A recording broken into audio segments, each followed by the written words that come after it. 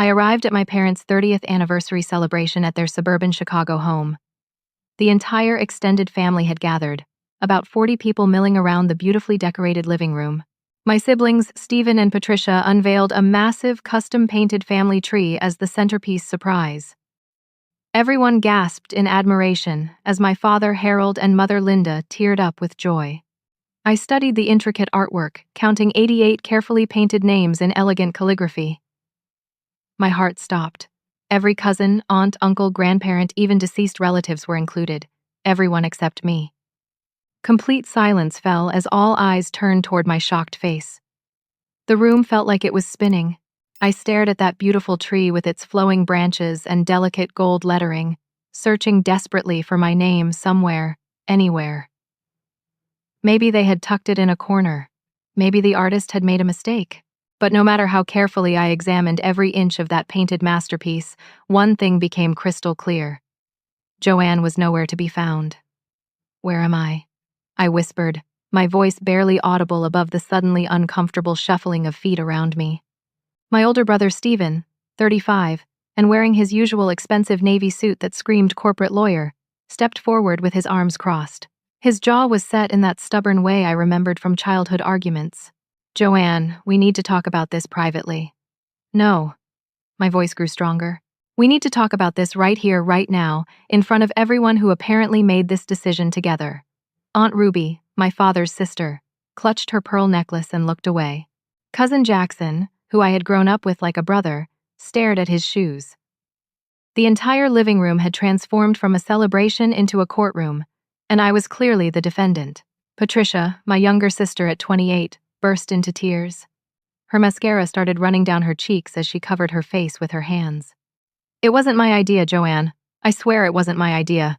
But you went along with it," I said, my heart breaking as I looked at the sister I had helped raise, the one I taught to ride a bike and defended from bullies. "You all went along with it." My father, Harold, cleared his throat. At 55, he still commanded a room with his presence, his salt and pepper beard neatly trimmed and his posture straight as a board. But tonight, his brown eyes held something cold that I had never seen before. "Joanne, this family tree represents those who truly belong to the family legacy," he said in his measured accountant voice. "Those who have embraced our values and chosen to be part of what we've built together." My mother, Linda, elegant in her emerald green dress with her silver hair perfectly styled, nodded in agreement. "You abandoned the family values when you refused to join the firm after college, sweetheart. You chose a different path." The words hit me like physical blows. I had majored in social work at Northwestern University instead of accounting like they wanted. I had chosen to help families in crisis rather than balance spreadsheets. Apparently, that made me unworthy of being acknowledged as their daughter. "I help people for a living," I said, my voice shaking with rage and hurt. "I save children from abusive homes. I counsel families through their darkest moments." "How is that abandoning family values?" Stephen stepped closer, his lawyer instincts kicking in. "You chose your career over family loyalty. When Dad needed help expanding the firm, you turned your back on us. When Mom was sick last year, you were too busy with your clients to visit more than twice. I was working 60-hour weeks during the foster care crisis," I shot back. "I was literally saving kids' lives while you were worried about tax returns." The room erupted in whispers. Aunt Carol, my mother's sister, shook her head disapprovingly. Uncle George, my father's brother, and normally the family peacemaker, tried to step forward. "Now hold on, everyone," Uncle George said, his kind voice trying to calm the storm. "This is supposed to be a celebration. Maybe we can work this out." "There's nothing to work out," Harold said firmly, cutting off his brother. "This has been planned for months. The family has made its decision." Months. They had been planning this public humiliation for months. I thought about every family gathering I had attended in the past year. Every smile, every hug, every "we love you, honey" that had apparently been a lie. They had all been sitting around plotting this moment while I foolishly believed I belonged. "You're right," I said, my voice steady now despite the tears flowing down my face. "The family has made its decision, and now I'm making mine." I turned toward the door, but Patricia grabbed my arm. "Joanne, please don't leave like this. We can talk about it. We can figure something out." I looked down at her manicured hand on my sleeve, then back at her tear-stained face. You work at the family firm, Patricia. You've been part of this from the beginning. Don't pretend you're innocent. Jackson finally looked up from his shoes. At 32, he had always been more like a brother to me than Stephen ever was. This is wrong, Uncle Harold. Joanna's family, blood family. You can't just erase her because she chose a different career. Jackson, stay out of this. Aunt Ruby hissed at her son, but Jackson shook his head. No, Mom, this is messed up. Joanne used to babysit me. She taught me to drive. She was there when Dad died. How can you all just throw her away? The front door opened, and several neighbors peered in, drawn by the raised voices echoing from the house. Mrs. Henderson from next door looked concerned, probably wondering if she should call someone. Look what you've done, Linda said to me, as if the public spectacle was my fault rather than theirs. I laughed, but there was no humor in it. What I've done? I showed up to celebrate your anniversary like a loving daughter. You're the ones who decided to publicly disown me with an art project. Stephen's face was getting red now, his lawyer composure cracking. You're being dramatic, Joanne. It's just a family tree. It's not a legal document. Just a family tree, I repeated.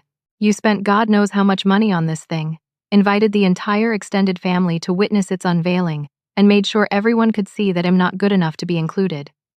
But it's just a family tree. The neighbors were definitely listening now. I could see more faces appearing in doorways and windows across the street. 30 years of building a reputation as the perfect suburban family was crumbling in real time.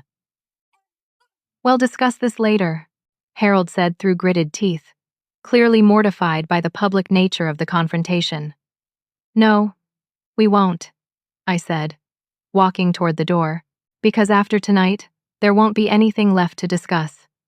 I paused at the threshold and looked back at the room full of relatives who had just taught me a devastating lesson about conditional love. You want a family tree that represents your values? Enjoy it. But don't ever contact me again. As I walked to my car, I could hear Patricia sobbing and Stephen trying to calm everyone down. Uncle George called my name, but I didn't turn around. I had spent 29 years believing these people loved me unconditionally.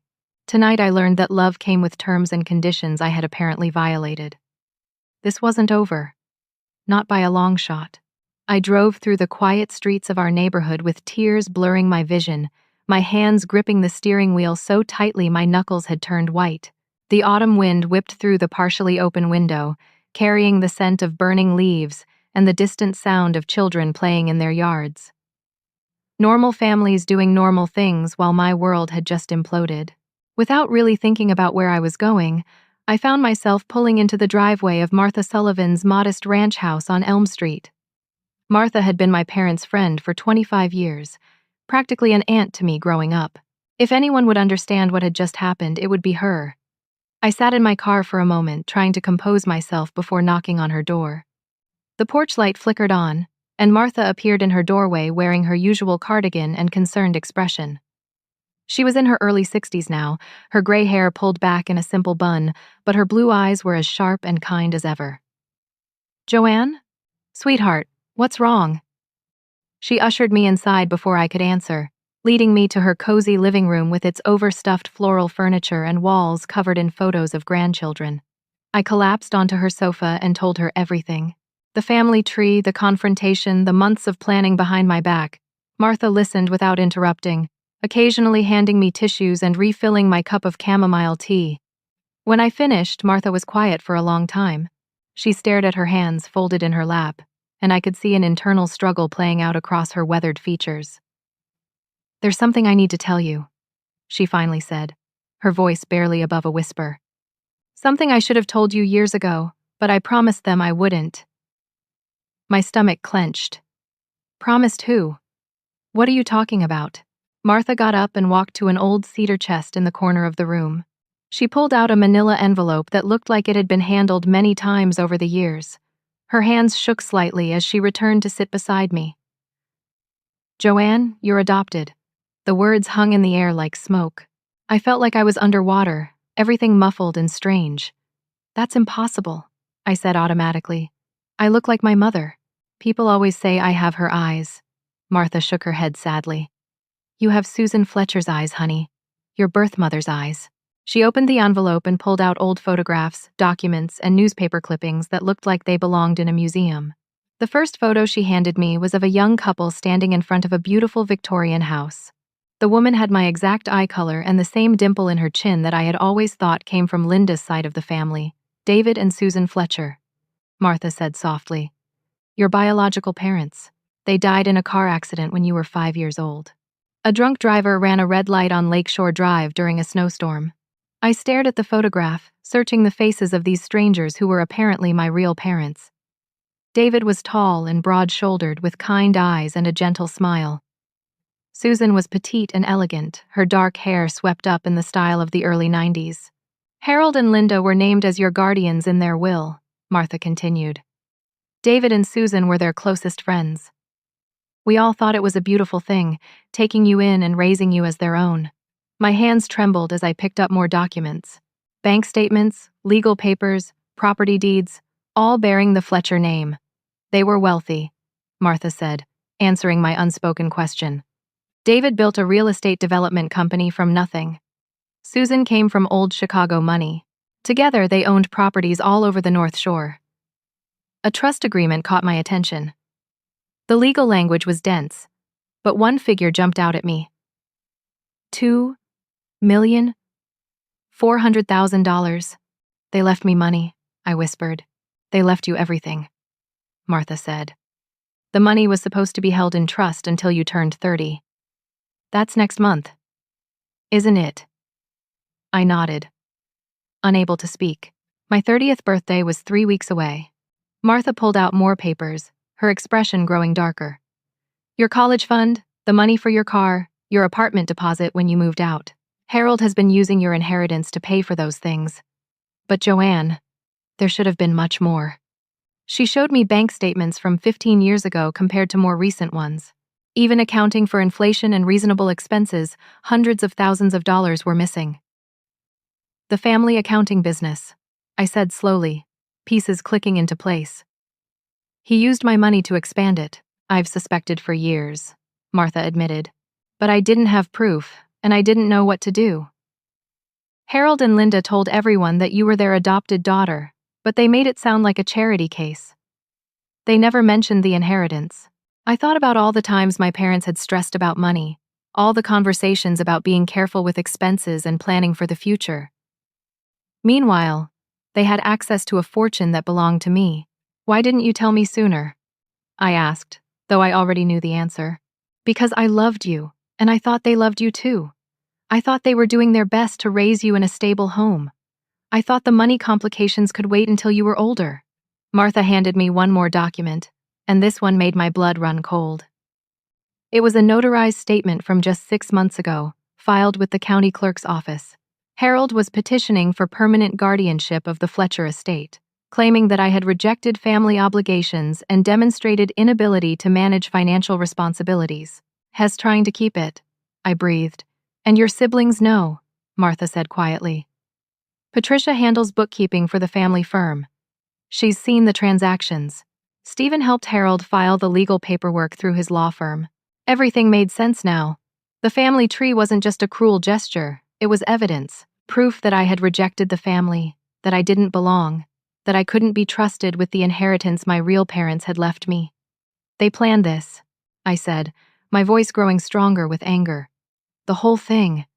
Make me look like the ungrateful daughter who abandoned the family, then use that as justification to keep my parents' money. Martha nodded grimly. I think tonight was the final step. Get it on record, in front of witnesses, that you're not really part of the family. I stood up, pacing around Martha's small living room as my mind raced. 29 years of lies.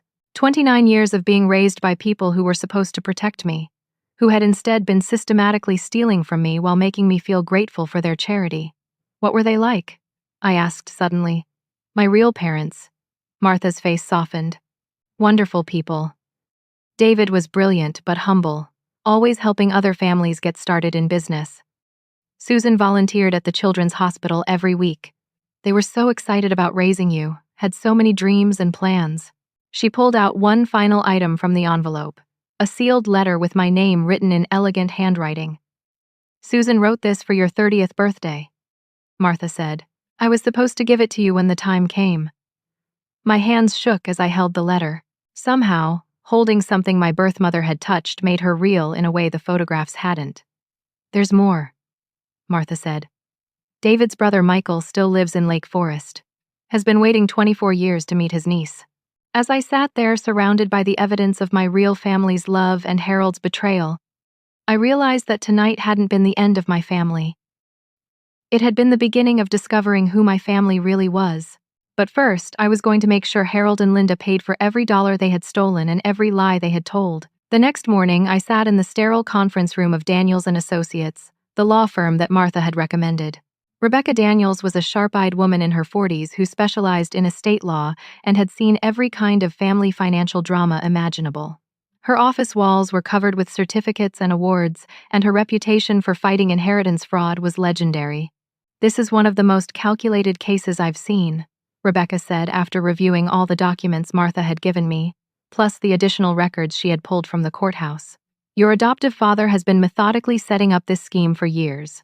She spread financial statements across the mahogany table like a general planning a battle.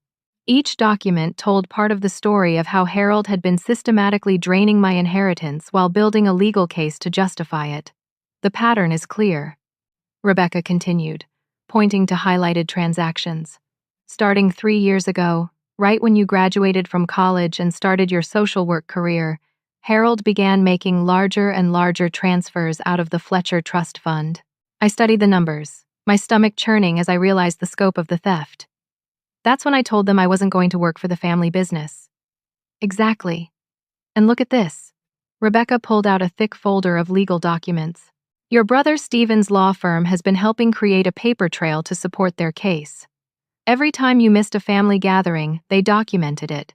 Every time you prioritized work over family events, they made notes. The evidence was damning. Holiday dinners I had missed due to emergency calls from families in crisis. Birthday parties I had skipped because of court appearances for my foster children.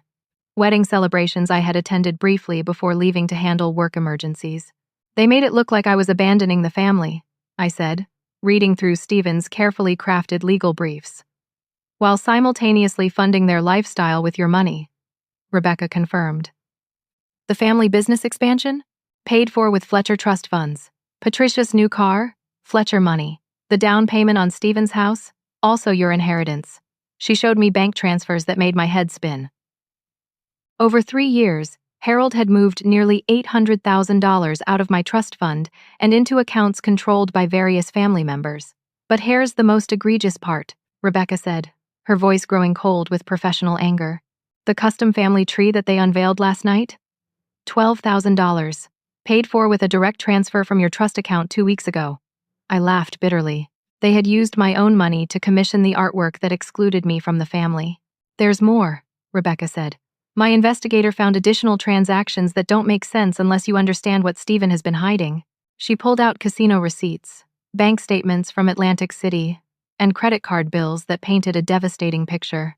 Stephen hadn't just been helping Harold steal from me. He had been stealing for himself to cover massive gambling debts. Your brother owes $300,000 to the Borgata Casino, Rebecca said.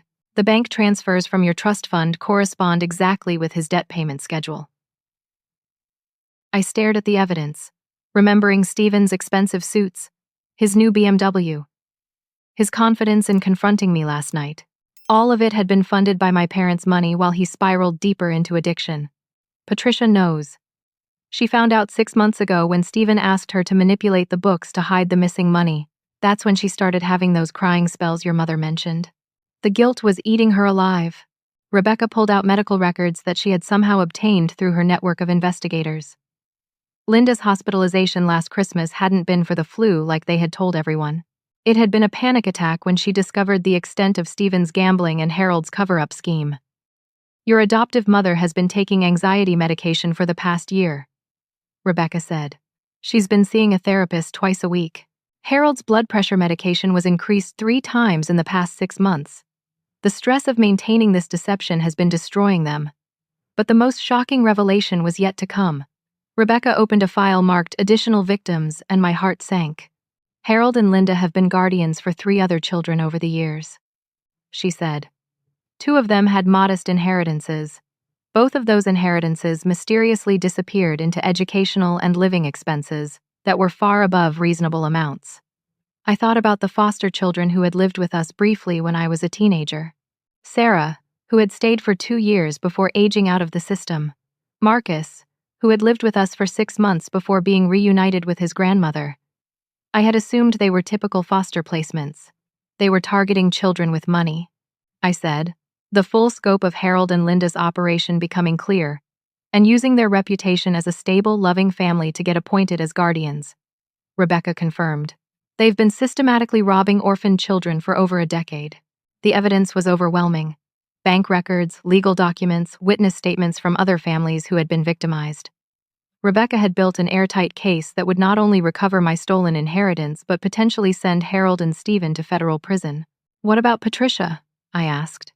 She's been cooperating with our investigation in exchange for immunity.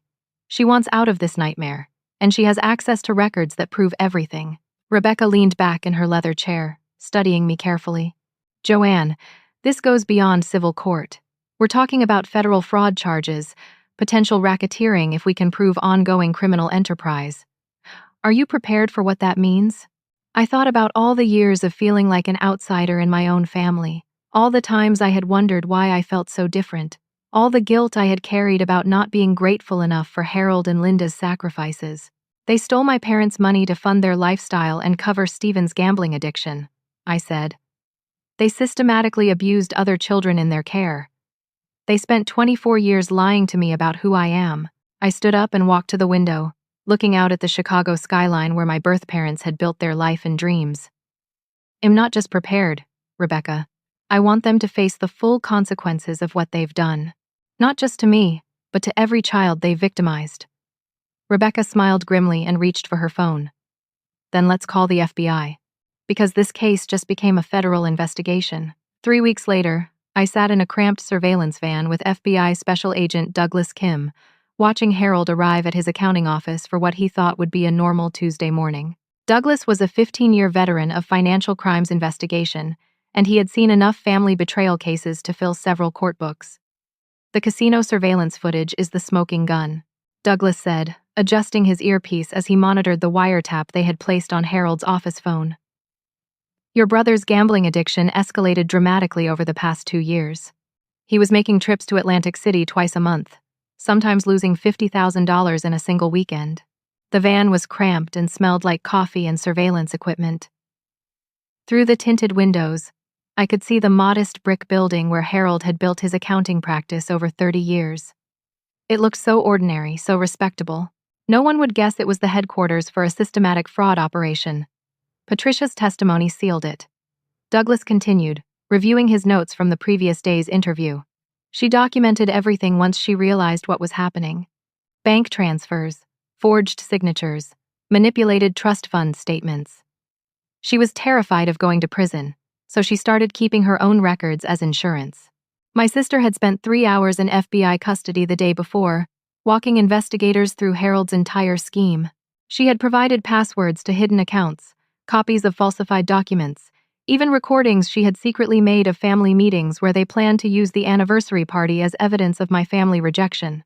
What about Linda? I asked. Douglas pulled out a thick file marked with my mother's name. She's been seeing Dr. Elizabeth Warner, a psychiatrist in Evanston, twice a week for the past year. Dr.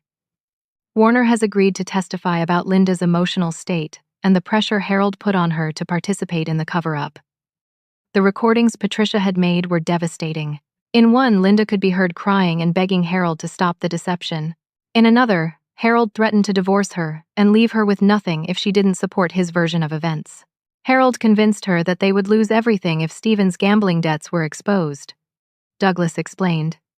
Her choice was either help cover it up or watch the family be destroyed by scandal and bankruptcy. But the investigation had uncovered something even more disturbing. Harold and Linda's pattern of targeting children with inheritances went back further than anyone had initially realized. We've identified 5 additional victims, Douglas said, showing me photographs of children who had been placed in Harold and Linda's care over the years. 2 in the 90s, 3 more in the early 2000s. All of them had modest inheritances from deceased parents. All of those inheritances mysteriously evaporated during their time with your adoptive parents. Looking at those innocent faces, I felt sick. These children had already lost their biological parents, then been systematically robbed by the people who were supposed to protect them. Sarah Martinez, the girl who lived with you when you were 16? Douglas said, pointing to one photograph. Her parents left her a $120,000 insurance settlement. Harold spent it all on educational expenses and therapeutic support that never existed. Marcus Thompson, the boy I remembered helping with homework and teaching to play chess, had inherited $75,000 from his grandfather's estate. That money had disappeared into Harold's business expansion fund. How did they get away with it for so long? I asked. Family court judges trusted them, Douglas said. Harold was a respected accountant, with no criminal record. Linda was active in community organizations and church groups. They appeared to be the ideal guardians. The van's communication equipment crackled to life. Harold was on the phone with Stephen, and their conversation was being recorded in real time. You need to get Joanne under control. Harold's voice came through clearly. She's been asking questions, and Martha Sullivan is involved now. Stephen's response was panicked. Dad, the casino is calling every day. I need another payment by Friday, or they're going to get physical about it. I told you to handle this quietly, Harold snapped. The trust fund is almost empty. If investigators start looking at the books now, we're all going to prison. Douglas and I exchanged glances. They had no idea the investigation was already underway. Maybe we should tell her the truth, Stephen continued. About the adoption. About the inheritance. Maybe we can work out some kind of payment plan. Harold's laugh was cold and bitter. She chose her path when she decided social work was more important than family loyalty. The Fletcher money is keeping this family afloat. I'm not going to let some ungrateful girl destroy 30 years of building this business. The recording continued for another 10 minutes, with Harold instructing Stephen to prepare legal documents that would transfer the remaining trust funds into offshore accounts. They were planning to steal the rest of my inheritance and disappear it beyond the reach of American courts. We need to move faster than planned, Douglas said, reaching for his radio. They're about to transfer the remaining assets. But there was one more revelation that no one had seen coming. Dr. Warner, Linda's psychiatrist, had contacted the FBI with information that changed everything. Douglas said, showing me photocopies of Linda's handwritten journal entries. She's been writing down every threat, every incident of financial manipulation, every time Harold forced her to lie to cover up Stephen's gambling.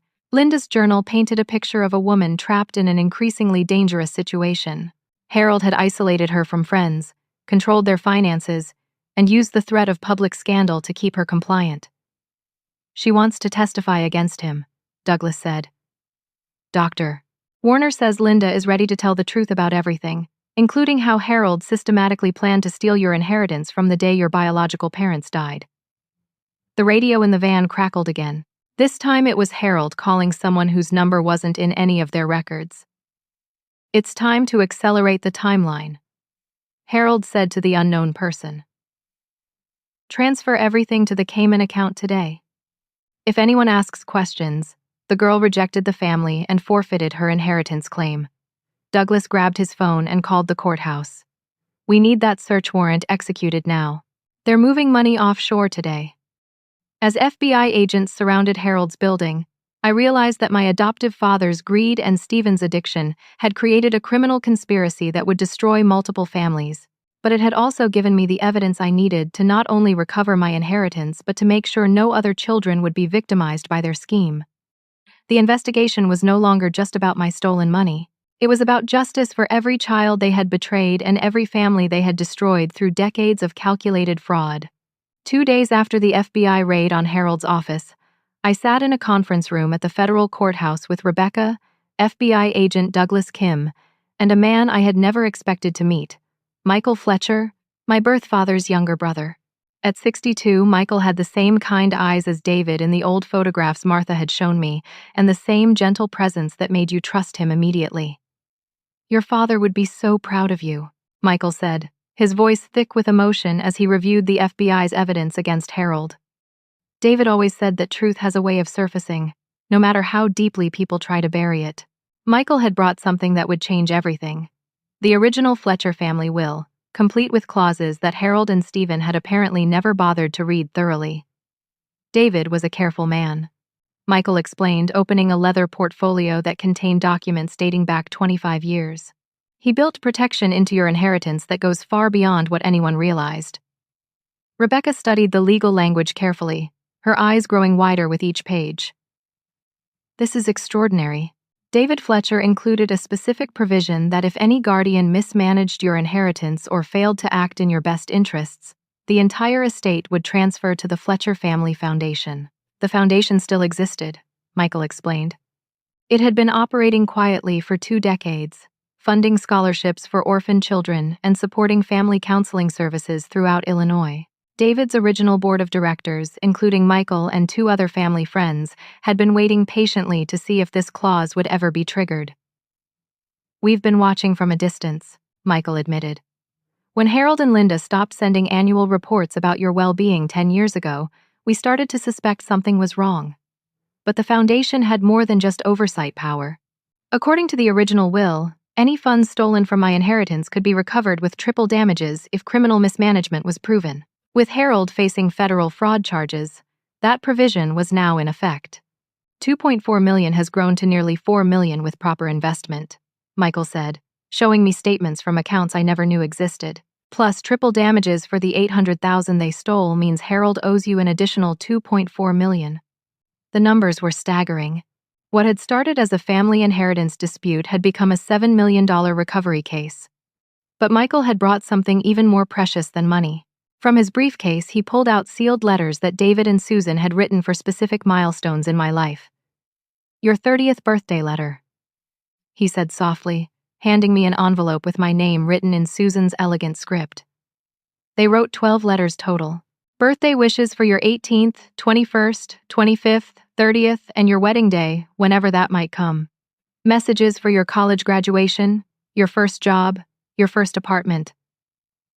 My hands shook as I held the letter. After 29 years of wondering why I felt different from Harold and Linda's family, I was about to hear from my real parents.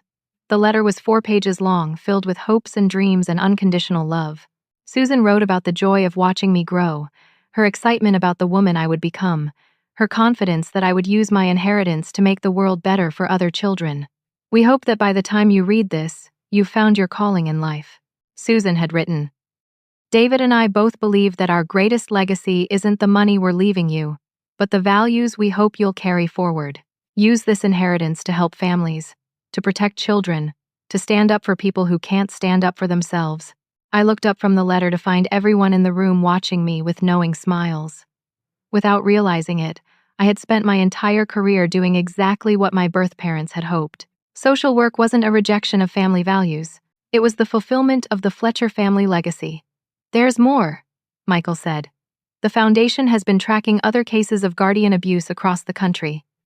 We want to offer you a position on the board and funding to expand your advocacy work nationally." Douglas spread additional FBI files across the table. The investigation into Harold and Linda had uncovered a network of similar schemes in 3 other states. Corrupt guardians targeting orphaned children with inheritances, using the legal system to systematically rob families who had already suffered devastating losses. "We want to make this a test case," Douglas said. "Full prosecution, maximum sentences, complete asset recovery. But more than that, we want to use your story to change how the guardian system works nationwide." Rebecca had been working behind the scenes to coordinate with journalists and child advocacy groups. The story of my stolen inheritance and Harold's decades-long fraud scheme was about to become front-page news in every major newspaper.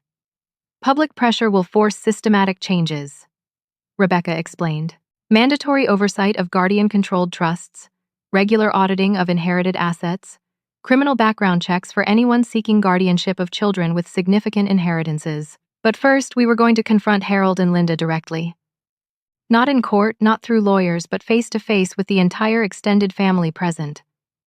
Michael had insisted on this approach. David always believed that truth and sunlight were the best remedies for lies and darkness, Michael said.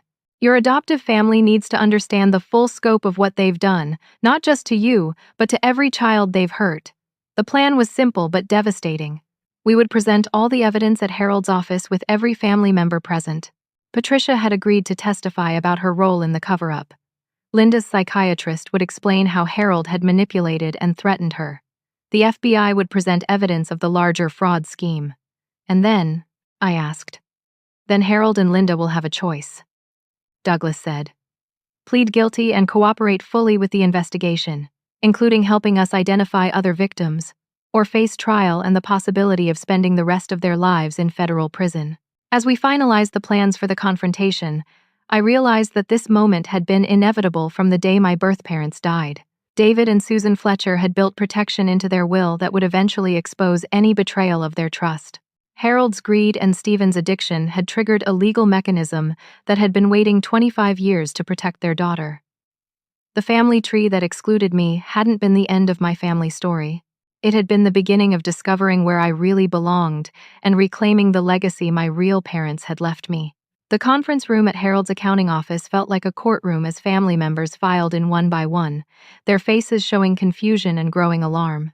Harold had told them this was an emergency family meeting about Stephen's minor financial difficulties, but the presence of FBI agents and federal prosecutors suggested something far more serious was about to unfold. Patricia arrived first, her usually perfect makeup smeared from crying. She had spent the previous night giving her final statement to the FBI, documenting every detail of Harold's fraud scheme. Stephen came next, his expensive suit wrinkled and his hands shaking. His gambling addiction had spiraled completely out of control in the weeks since the anniversary party, and his marriage was falling apart as Sarah filed for divorce. Linda entered slowly, supported by Dr. Warner. The psychiatrist had insisted on being present to help Linda through what would be the most difficult conversation of her life. Harold's wife looked fragile and exhausted, her once perfect composure replaced by the haunted expression of someone who had lived with terrible secrets for too long. Uncle George and Aunt Ruby came in together, followed by Cousin Jackson and several other extended family members who had attended the anniversary celebration. They had no idea what they were about to learn about their trusted family patriarch. Harold himself arrived last, his usual commanding presence intact as he strode to the head of the conference table. At 55, he still projected the authority of a successful businessman, but I could see stress lines around his eyes that hadn't been there at the anniversary party. I'm not sure why we need federal agents for a family discussion, Harold said, nodding coolly toward Douglas and the other FBI personnel stationed around the room. Because this stopped being a family matter the moment you started committing federal crimes. Hello, I'm delighted to assist you with our voice services. Choose a voice that resonates with you, and let's begin our creative audio journey together. Garrett, we have documented evidence of $847,000 transferred illegally from the Fletcher Trust into accounts controlled by you and your son. Stephen's face went pale as Douglas presented casino surveillance footage, credit card statements, and debt payment schedules that matched exactly with withdrawals from my inheritance. Your son has been using his niece's inheritance money to fund a gambling addiction that has cost him over $300,000, Douglas continued. You've been systematically covering his debts while stealing from other orphaned children in your care. The room erupted in gasps and horrified whispers. Aunt Ruby turned to stare at her nephew Stephen in shock. Uncle George stood up abruptly, his face red with anger. Stephen, tell me this isn't true, Uncle George demanded. Stephen broke down completely. I never meant for it to get this bad. It started small, just borrowing a little to cover some losses. Dad said he would help me pay it back. Help you pay it back with stolen money, Patricia said through her tears. Money that belonged to Joanne. Money that belonged to other kids you both robbed. Harold's composure finally cracked. Patricia, you're out of line.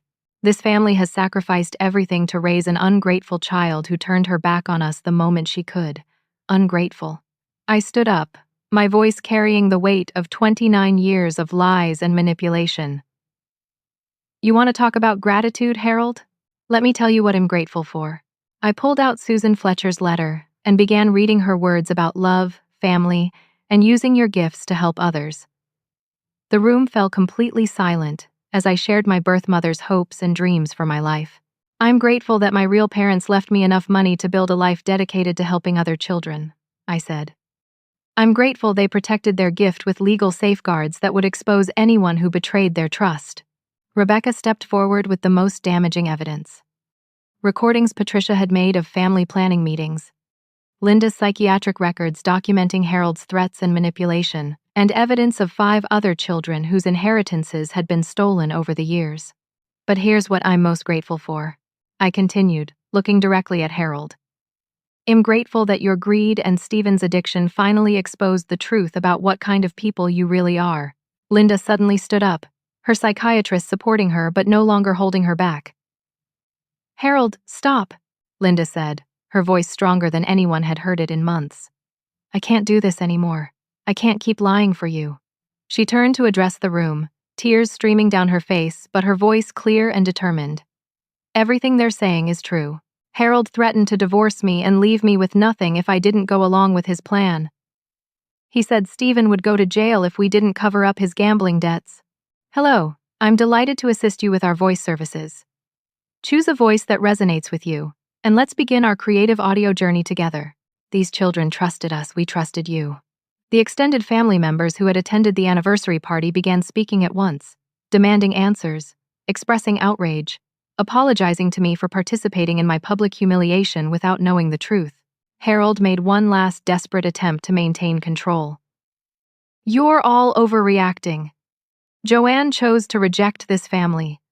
She chose her career over family loyalty. I was protecting the Fletcher money from someone who didn't deserve it. The Fletcher money was never yours to protect, Michael Fletcher said, speaking for the first time since entering the room. And Joanne has spent her entire career fulfilling her parents' legacy by protecting children and strengthening families. Douglas stepped forward with arrest warrants. Harold Garrett, Stephen Garrett. You're under arrest for federal fraud, conspiracy to commit wire fraud, and violation of fiduciary duty. As federal agents handcuffed Harold and Stephen, I felt something I hadn't experienced in 29 years, complete clarity about who I was and where I belonged. Patricia approached me hesitantly. Joanne, I'm sorry. I'm so sorry for all of it. I was scared and stupid, and I let Dad manipulate me into betraying you. I looked at my sister, seeing genuine remorse and pain in her eyes. You chose to tell the truth when it mattered, Patricia. That took courage. Linda, supported by Dr.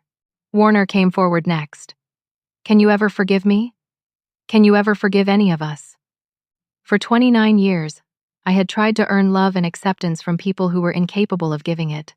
But standing in that conference room, surrounded by the wreckage of Harold's lies and the evidence of my real family's love, I realized that forgiveness wasn't about them.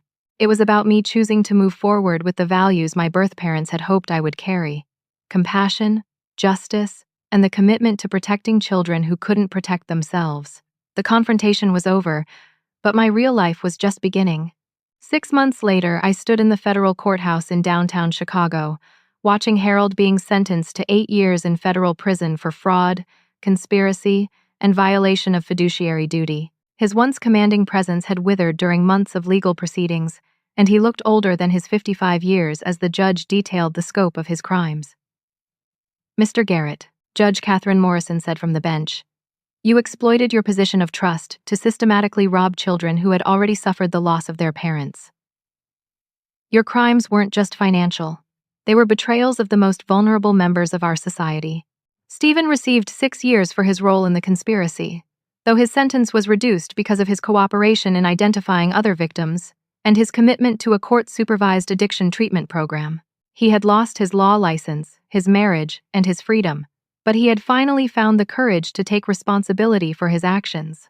Patricia stood beside me in the courtroom gallery, having received 2 years probation in exchange for her testimony that helped convict Harold and Stephen. She was now running the family accounting business honestly, working to pay restitution to all the victims her father had defrauded over the years. Linda had not been charged with any crimes. The FBI and prosecutors agreed that she had been a victim of Harold's psychological manipulation rather than a willing participant in his schemes. She was continuing therapy with Dr. Warner and slowly rebuilding relationships with the extended family members who had supported her through the investigation. How do you feel? Rebecca asked me as we left the courthouse together. I looked back at the imposing building where justice had finally been served. then forward toward the Chicago skyline where my birth parents had once built their dreams. "I feel like David and Susan Fletcher's daughter," I said. The recovery of my inheritance had been complete, and then some. The Fletcher Family Foundation Board, led by Uncle Michael, had awarded me $3.7 million in total compensation, my original inheritance plus growth, triple damages for the stolen funds, and additional punitive awards for emotional distress.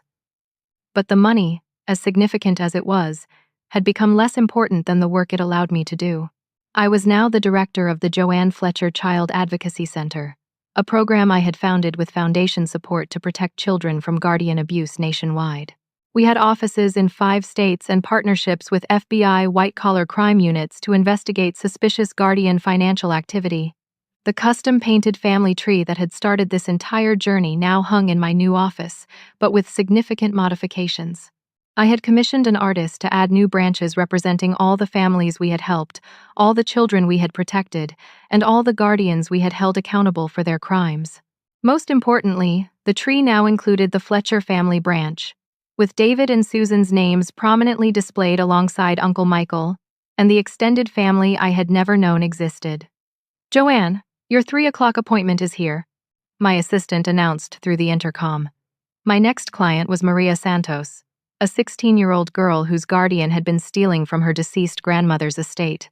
Thanks to the legal precedents set by my case and the investigative protocols we had developed, we had caught the theft early and recovered most of Maria's inheritance. "How did you know?" Maria asked me during our meeting. "How did you know something was wrong?" I thought about my answer carefully. I learned that when people who are supposed to love you make you feel like you don't belong, it's usually because they're hiding something that would explain why you feel different. 6 months after the sentiments, Stephen had completed his addiction treatment and was working at a legal aid clinic, using his law background to help other families navigate guardianship disputes. He sent me letters occasionally, not asking for forgiveness but sharing updates on his recovery, and expressing gratitude that I had stopped his downward spiral before it destroyed more lives. Patricia and I had slowly rebuilt our relationship. She visited my office once a month, and we had dinner together every few weeks. It would take time to heal the damage that Harold's manipulation had caused, but we were both committed to being honest with each other going forward. "I still can't believe Dad fooled us all for so long," Patricia said during one of our dinners. "He didn't fool us," I replied. "He trained us not to trust our own instincts. The warning signs were always there." Linda had surprised everyone by becoming one of my strongest supporters. She volunteered at the Child Advocacy Center twice a week, using her experience as Harold's victim to help other families recognize psychological manipulation and financial abuse. "I want to make sure no other children go through what you went through," she had told me during one of our monthly lunches. "And I want to make sure no other wives are forced to choose between protecting their children and protecting their husband's crimes." The most unexpected development had been my relationship with Douglas Kim, the FBI agent who had led the investigation. What had started as professional respect had grown into something deeper as we worked together on related cases across the country. "You know what I love most about you," Douglas said during a quiet dinner at our favorite restaurant in Lincoln Park. "My devastating legal research skills." He laughed. "Your ability to turn pain into purpose. You took the worst experience of your life and used it to protect other children from the same trauma." Uncle Michael had become the father figure I had never realized I was missing. We had lunch together every Sunday, and he shared stories about David and Susan that helped me understand where my passion for justice and family advocacy had originated. "Your father would be so proud," Michael said during one of our Sunday lunches. He always said that the measure of a person's character is how they respond when they discover they have the power to help others. The Fletcher Family Foundation had expanded its mission based on my experiences, funding similar advocacy centers in 12 states, and lobbying for federal legislation to strengthen oversight of guardian-managed inheritances. Today, exactly 1 year after the anniversary party that had shattered my world, I was preparing for my own celebration. Not an anniversary, but a new beginning. The Advocacy Center was hosting its annual fundraising gala, and for the first time in my life, I was surrounded by people who loved and supported me unconditionally. Uncle Michael, Patricia, Linda, Douglas, Martha Sullivan, Rebecca, and dozens of families we had helped over the past year. "Ladies and gentlemen," Michael said as he addressed the crowd, I want to tell you about a little girl whose parents died when she was 5 years old. Her guardians told her that family was about loyalty and obligation. They taught her that love came with conditions and that belonging required conformity. The room fell silent as Michael continued. But that little girl grew up to understand that family is about something much deeper. Family is about truth, support, and the courage to stand up for what's right, even when it costs you everything. He raised his glass in a toast to Joanne Fletcher, who honored her parents' legacy by protecting children, strengthening families, and proving that justice delayed is not justice denied. As the applause filled the room, I thought about Susan Fletcher's letter and her hope that I would use my inheritance to make the world better for other children. I thought about David's belief that truth always surfaces, no matter how deeply people try to bury it.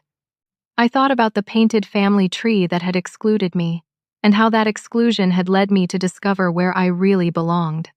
Standing there, surrounded by genuine love and support, I realized that Harold had done me an unintentional favor. By pushing me out of his version of family, he had forced me to find my real family, the Fletcher legacy, the extended network of people committed to protecting children, and the community of advocates who understood that love is proven through actions, not words. Before we end tonight's celebration, I said, taking the microphone, I want to ask everyone here a question. Have you ever felt like you didn't quite belong in your own family? Have you ever wondered if the people who were supposed to love you unconditionally were hiding something important? Hands went up around the room. Survivors of guardian abuse, children who had aged out of foster care, adults who had discovered family secrets, advocates who had been inspired by their own experiences of betrayal and recovery. I want you to know that those feelings aren't your fault, I continued.